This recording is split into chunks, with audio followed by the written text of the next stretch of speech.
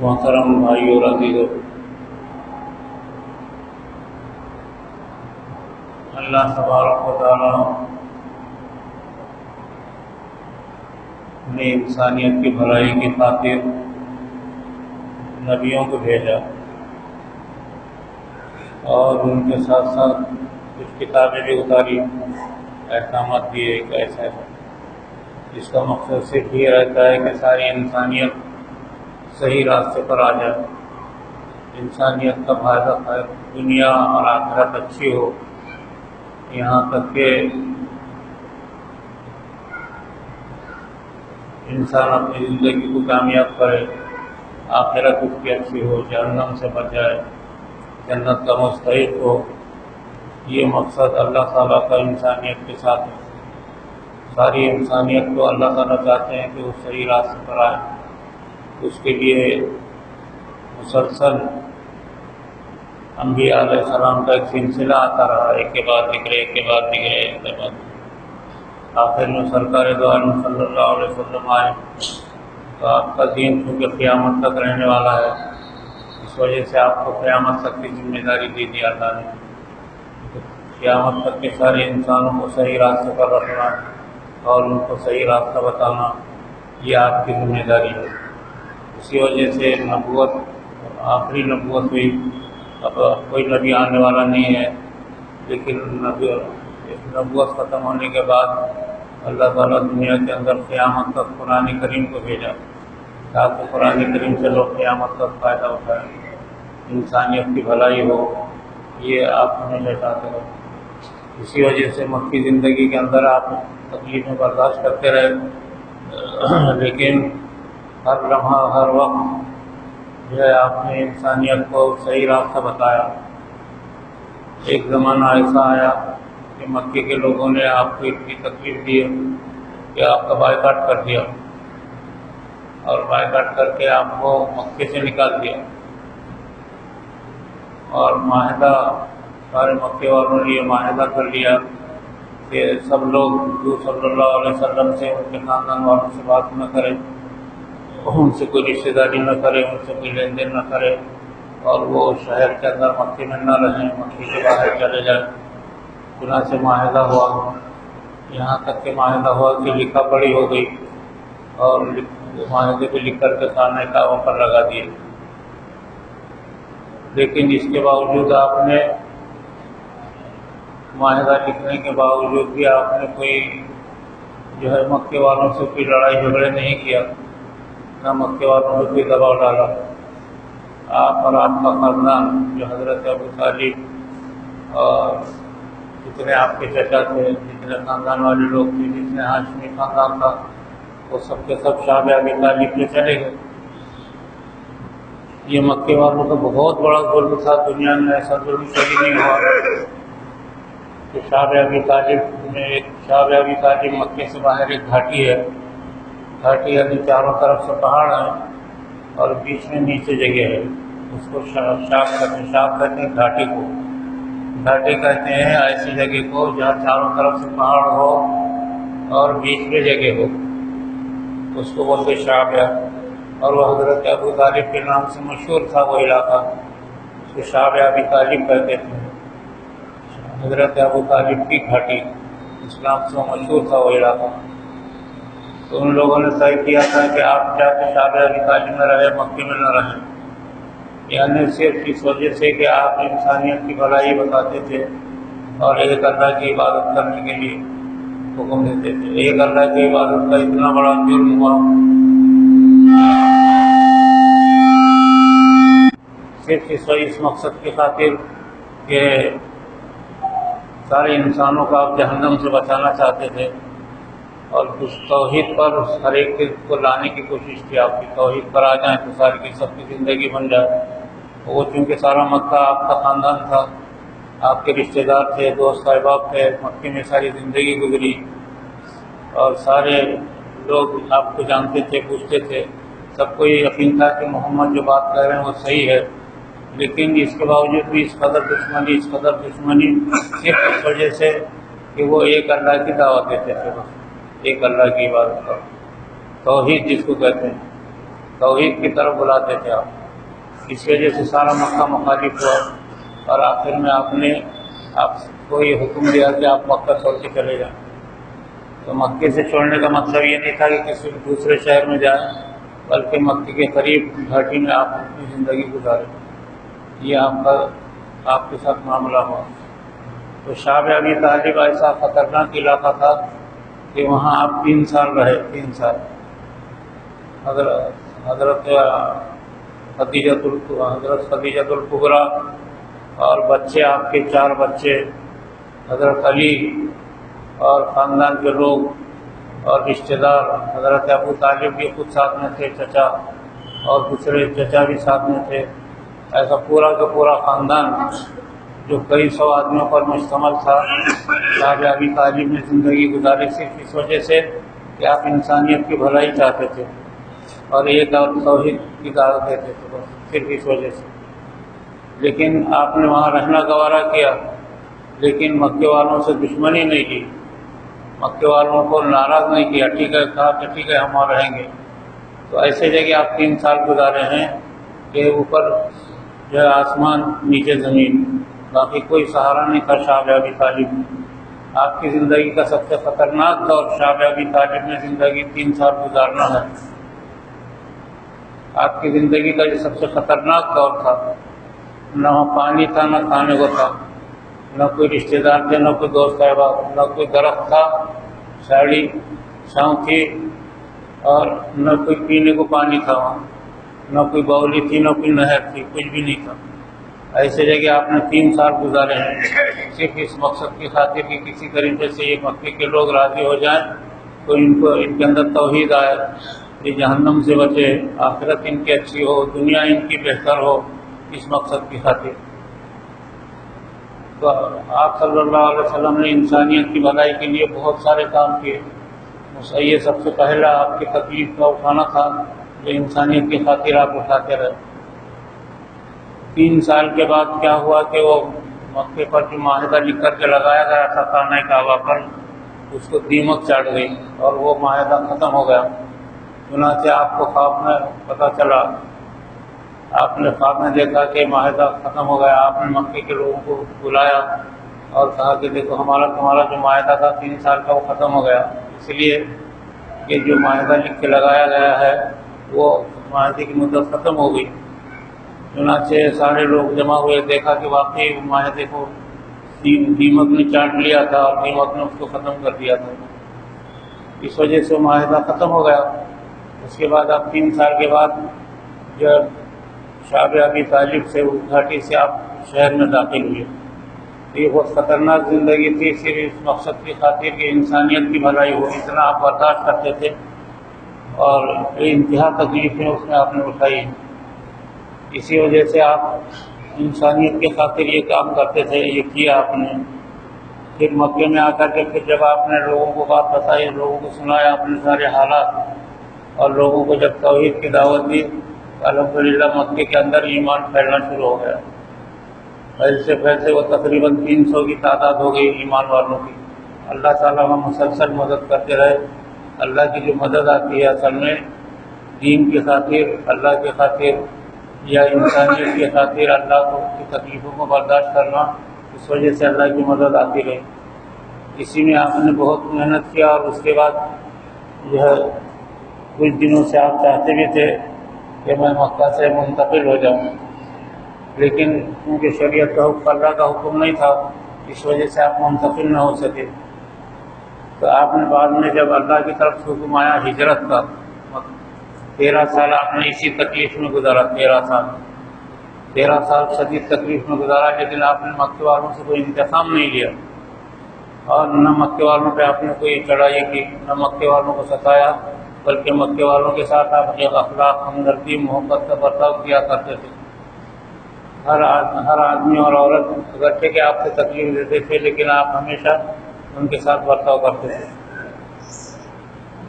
ایک مرتبہ ایک عورت نے کہا کہ میرا بہت سارا سامان ہے، اس کو کوئی لے کے چلنے والا ہے کیا؟ تو آپ نے کہا کہ میں لے کے چلوں گا، مکے کی زندگی چل رہی تھی، کہا کہ میں لے کے چلوں گا۔ تو اس نے سمجھے یہ کوئی حمال ہے، کہ ٹھیک ہے چلو۔ چنانچہ آپ وہ سارا وزن اس کا سر پہ لیے اور جا رہے ہیں۔ راستے میں لوگ دیکھ رہے کہ عورت آگے چل رہی، سر پہ آپ کو اس کا وزن لے کر کے جا رہے ہیں۔ لوگ حیرت کرنے لگے کہ یہ کیا معاملہ ہے۔ آپ نے اشارہ کیا کہ آپ لوگ کچھ نہیں بول رہے، یہ میرا کام ہے اس کی عورت کی خدمت کرنا۔ اس کے بعد جب وہ گھر پہنچی، سامان آپ نے رکھا تو اس نے کچھ اجرت دینا چاہا تو کہا کہ مجھے اجرت کی ضرورت نہیں۔ تو باتوں میں اس نے کہا کہ وہ ایک محمد شخص آیا ہوا ہے، وہ ہمارے بتوں کو برا بھلا کہتا ہے اور ہم کو ہمارے خداؤں کو برا سمجھتا ہے، اور اس کو 10 گالیاں دے دی اسلام سے۔ تو آپ صلی اللہ علیہ وسلم نے کہا کہ وہ میں تو ہوں جس کو تم گالیاں دے رہے ہو۔ اس نے کہا کہ جب آپ اتنے اچھے آدمی ہیں کہ آپ نے میرا وزن لے کر آیا اور آپ نے ذرا بھی کچھ بولا نہیں، تو پھر وہ عورت کہنے لگی کہ آپ سے سچا آدمی کوئی نہیں ہے۔ آگے چل کے وہ عورت ایمان لائی۔ اس طریقے سے آپ نے انسانیت کی بھلائی جب کیا تو لوگوں پہ اثر ہوتا گیا۔ آخر 13 سال کی عمر میں آپ نے 13 سال گزرنے کے بعد مکے سے ہجرت کا حکم ہوا۔ تو انسانیت کے ساتھ اتنی بھلائی کرتے تھے آپ ہمیشہ کہ کبھی بھی ان کو نقصان نہیں پہنچ سکا۔ حتیٰ کہ جس دن آپ ہجرت کر رہے تھے مکے سے ہجرت کرتے وقت تمام مکے کے لوگوں نے آپ کا گھر کا گھیراؤ کیا تھا۔ پورا گھر اطراف سے مکے کے سارے دشمن تلوار لیے ہوئے رات بھر بیٹھے رہے۔ ان کو معلوم ہو گیا تھا کہ محمد آج مکے سے جانے والے ہیں۔ انہوں نے یہ فیصلہ کیا کہ آج جانے نہیں دیں گے بلکہ ان کو قتل کر دیں گے۔ آپ کے محلے کا گھیراؤ کیا تھا، اس کے بعد آپ کے مکان کا گھیراؤ اطراف سے محاصرہ کیا تھا۔ پھر اس کے بعد آپ جہاں لیٹے ہوئے تھے ایک چارپائی پر لیٹے ہوئے تھے، تو چارپائی کے اطراف بھی آپ نے مکے کے لوگوں نے محاصرہ کیا۔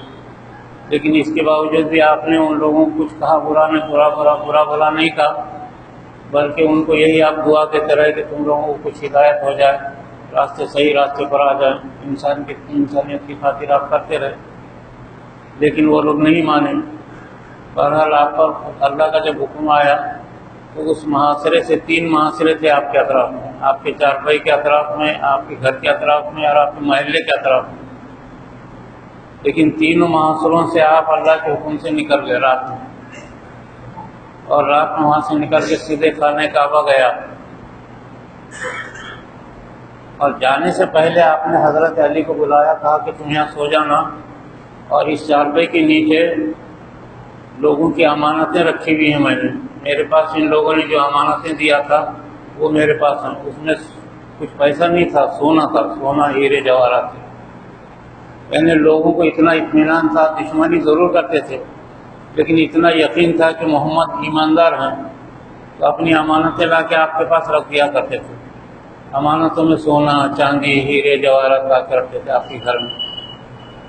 تو آپ نے آخر میں جب جاتے وقت حضرت علی سے کہا کہ یہاں تم سو جانا، میں اللہ کے حکم سے نکل جاؤں گا، لیکن میرے پلنگ کے نیچے جو امانتیں رکھی ہوئی ہیں وہ بہت زیادہ ہے، سونا چاندی، اس میں فہرست بھی رکھی ہوئی ہے کہ کس کی امانتیں ہیں۔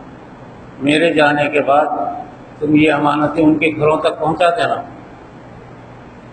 یہ آپ نے حضرت علی کو وصیت کی۔ یعنی ان کی اتنی دشمنی کے باوجود بھی آپ کس قدر انسانیت کے ساتھ بھلائی کیا کرتے تھے، یہ حیرتناک بات ہے۔ دنیا کے مورخین لکھتے ہیں کہ دنیا کے اندر ایسا کوئی شخص دیکھا نہیں گیا کہ جس کو لوگوں نے اتنی تکلیف دی ہو اور اس کے بعد ایسی اتنی بھلائی کیا ہو۔ ایک طرف لوگوں نے تکلیف بھی دی، دوسرا ان پر اتنا اعتماد کرتے تھے کہ ساری امانتیں ان کے پاس لا کر رکھتے تھے۔ تو وہ امانتیں آپ نے واپس پہنچانے کا حکم دیا کہ جس کی امانتیں ان کو دے دینا۔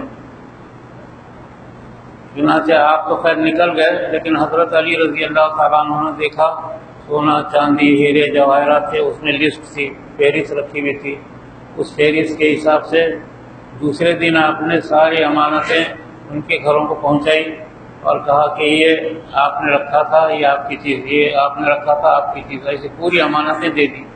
تو مکے میں لوگ حیرت میں رہ گئے، یعنی جس کے ہم اتنے دشمن تھے، ہم سمجھتے کہ شاید وہ ہماری امانت لے کے چلا جائے گا، کہ ہماری امانتیں ضائع ہو جائے گی، لیکن حیرت کی بات ہے کہ وہ امانتیں محفوظ ہیں اور انہوں نے ہم کو پہنچانے کے لیے ہدایت کی اور وہ ہم تک پہنچ گئی ہمارے امانت۔ تو لوگ حیرت میں رہ گئے۔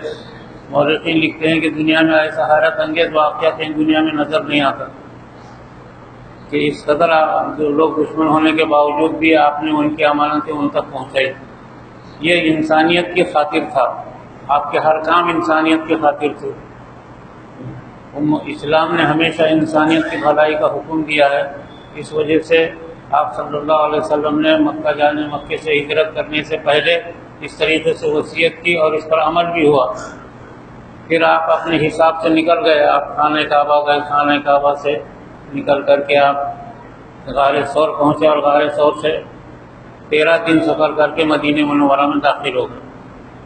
یہ آپ کی ہجرت کا واقعہ ہے، اور یہ واقعہ ہجرت تک 13 سال آپ کے مکمل ہو گئے تھے مکی زندگی میں۔ 13 سال مکمل تکلیف اٹھانے کے باوجود بھی آپ نے انسانیت کے ساتھ بھلائی کی۔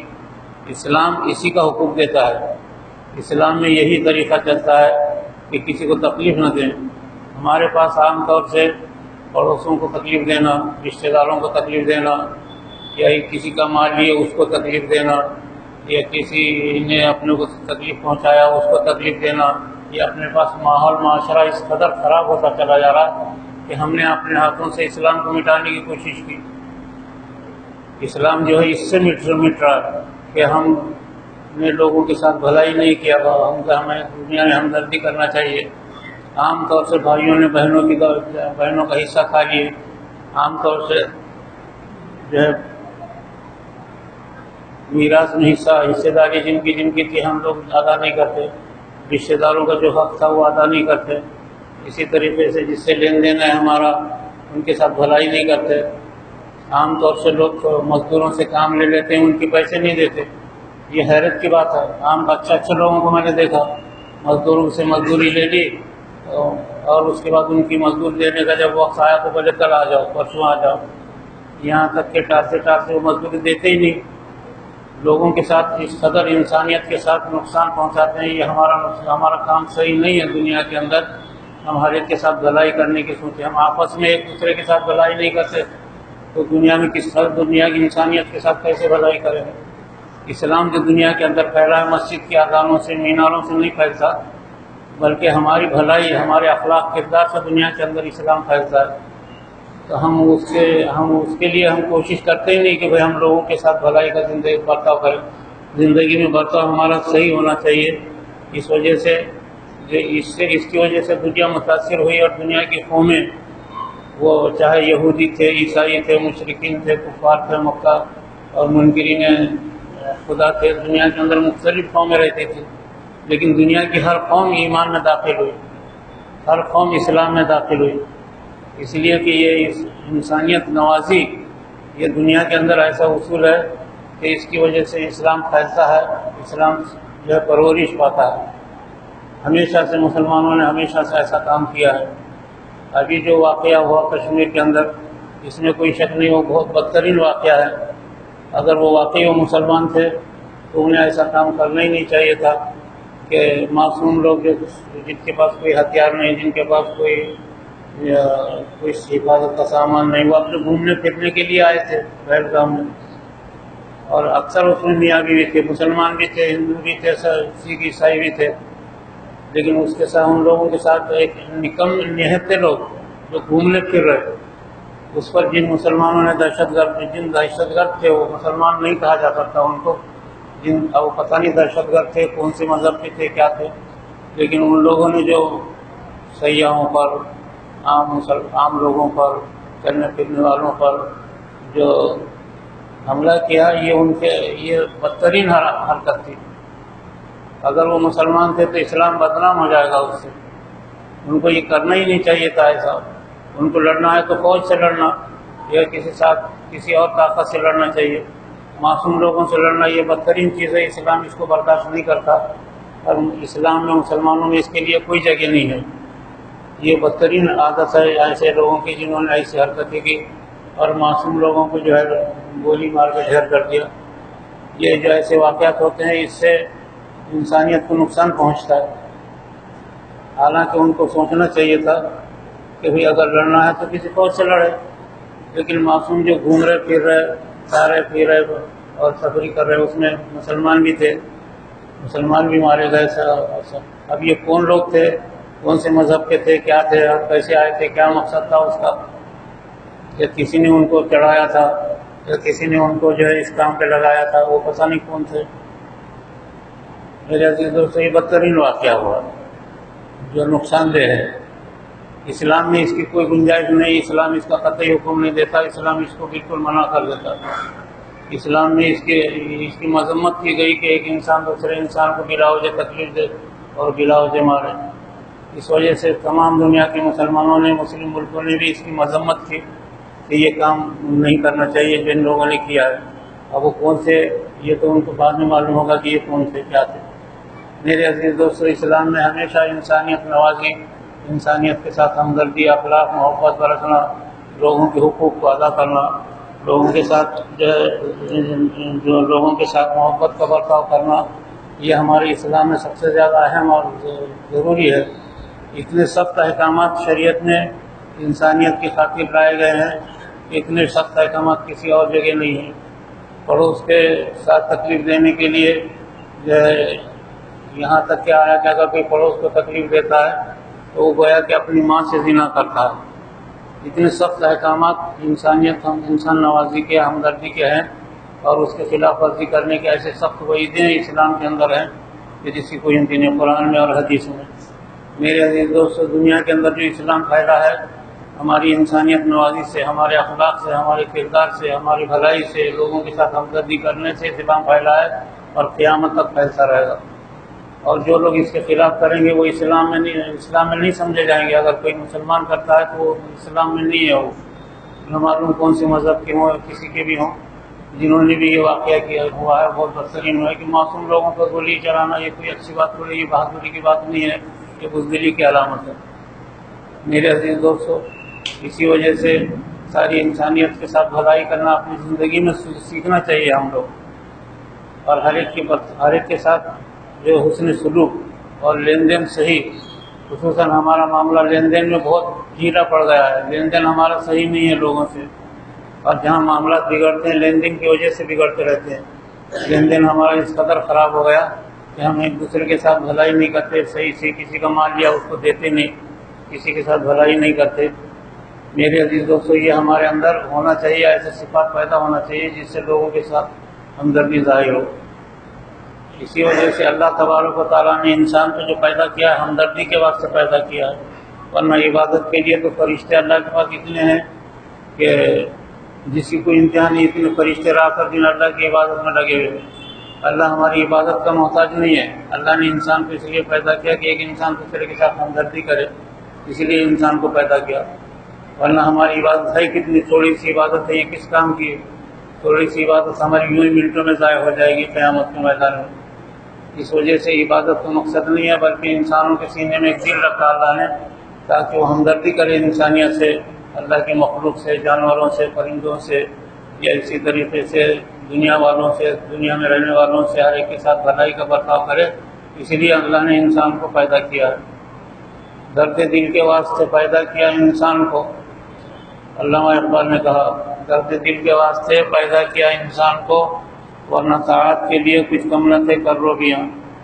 یعنی انسان کو جو پیدا کیا ایک دوسرے کی ہمدردی کے خاطر، ورنہ عبادت کے لیے اللہ کے پاس کروبیاں فرشتوں کو کہتے ہیں، کچھ فرشتے کم نہیں ہیں جو عبادت میں لگے ہوئے رات اور دن، اور اتنی عبادت کر رہے ہیں کہ جس کی مثال کوئی قیامت تک کوئی ہو دے نہیں سکتا، اسی عبادت اللہ کی کر رہے ہو فرشتے کے ساتھ۔ جو فرشتے سجدے میں ہیں، آج تک سجدے میں ہیں، قیامت تک سجدے میں رہیں گے۔ جو رکوع میں ہے وہ رکوع میں ہے، جو تسبیح پڑھ رہے وہ تسبیح پڑھ رہے، جو کسی کام میں لگا دیے وہ کسی کام میں لگے ہوئے ہیں، جو آسمانوں کو سنبھالنے پہ لگا ہے آسمانوں کو سنبھال رہے، جو عرش الہی کو سنبھالنے کے لیے وہ قیامت تک جو ہے عرش الہی کو اپنے کندھے پر لے کر کھڑے ہوئے ہیں۔ اسی طریقے سے جو دنیا کی مخلوقات پہ لگائے گئے ہیں، سورج نکالنا، ڈوبنا، سیاروں کی حرکت کرنا، اس سب پر فرشتے متعین ہیں۔ وہ اپنا کام تو سب اللہ کی عبادت کر رہے رات اور دن، اور تسبیح کر رہے، تسبیح بیان کر رہے۔ تو اتنی عبادت فرشتے کر رہے ہیں، ہماری عبادت کتنی تھوڑی سی ہے، 2 دن کی ہماری عبادت ہے، ہماری عبادت سے ہم کو کیا فائدہ دے گی؟ لیکن ان عبادت سے زیادہ بڑا مرتبہ ہمدردی ہے، ایک دوسرے کے ساتھ ہمدردی کرنا، ایک دوسرے کی مدد کرنا، ایک دوسرے کے ساتھ اچھے اخلاق برتنا۔ اسلام کا یہ سب سے اہم کام ہے جو دنیا کے اندر کر کے بتایا۔ دنیا کی قوم میں کوئی اتنی اخلاق پر نہیں ہے، دنیا کی کسی قوم میں کسی مذہب میں ایسی ہمدردی نہیں بتائی گئی جو اسلام میں بتائی گئی۔ اسی وجہ سے دنیا کے مذہب سارے فیل ہو گئے اور اسلام کامیاب ہو گیا ہمدردی کی وجہ سے، اور ساری دنیا میں انسانیت نے، ساری قوموں نے اس کو قبول کر لیا۔ یہ اس کا فائدہ ہے اس سے ہمدردی کا۔ میرے عزیز دوستو، اس وجہ سے ہمدردی کے راستے پر ہماری زندگی گزرنا چاہیے اور غلط راستے سے ہماری حفاظت ہونا چاہیے۔ اللہ تعالیٰ ہم کو سب کو عمل کی توفیق عطا فرمائے۔ واقعی دعوانا